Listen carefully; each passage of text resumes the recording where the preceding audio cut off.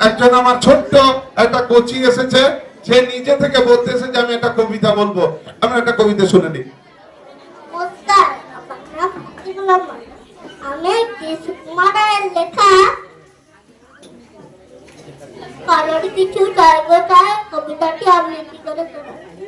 কারোর কিছু চাইবটায়, কারোর কিছু চাইবটায়, এইটা খুব বাকি নেবে ভাই।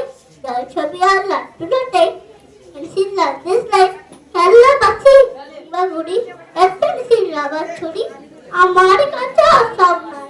কারোর কিছু চাইবটায়, কারোর কিছু চাইবটায়, ও পাখি যাও শুনতে পাই।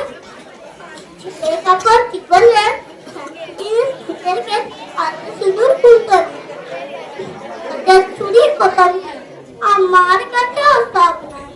কারোর কিছু চাইবটায়, কারোর কিছু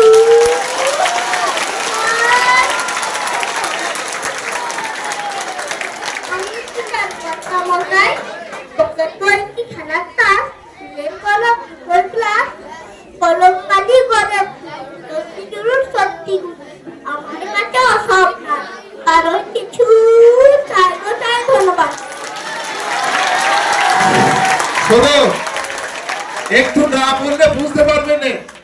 একটি ছেলে গুটি গুটি পায়ে, দেখো খুব ভালো করে, একটি বাচ্চা এসে বলল আমি একটি কবিতা বলতে চাই। হ্যাঁ,